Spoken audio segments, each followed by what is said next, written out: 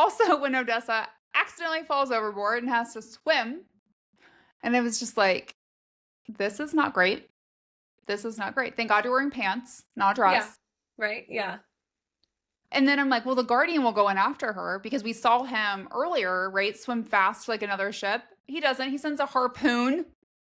And I'm just like, talk about being traumatized. Can you imagine a harpoon flying at you and then you have to like Right. grab onto the rope and be pulled back into the boat? Like, sure, that sounds not life threatening at all. She's like, "What if you missed?" He's like, "But I didn't." But I And you're didn't. like, "Ah." And you're like holding on to this, and all I'm thinking is like, can you imagine like how much that rope is tearing up her hands? Like I'm thinking of like Oh the my God. practical parts, right? Yeah. You're just like, don't slip with the salt water and like it's burning, and you're just And it's like, like spraying in your eyes.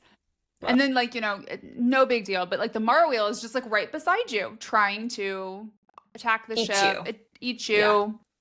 I mean, Yeah. it's like it's totally fine. Everything's And fine. she does make it back on the ship. And another harpoon gets the Marroweel, so I guess like it did work out. Right. But then if, almost dying wasn't enough, the Guardian basically berates her as soon as she's back on the boat. Like, I told you to stay on the fucking boat. Not like she chose to jump off.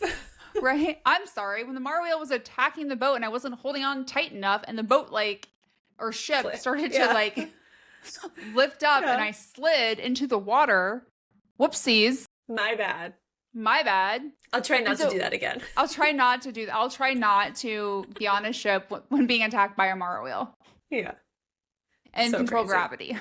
Right? And Yeah. what I love here is like she starts to do what I think she's been trained as like a princess to do, like apologize. And then she was like, "No, I'm not gonna apologize." And she stands up to him, which I Yeah. don't think she had ever done to anyone in her family in the past. Because even when she asked like Margot to bring her little brother, like she didn't, and she didn't say anything. Like they didn't. She just lets everything go.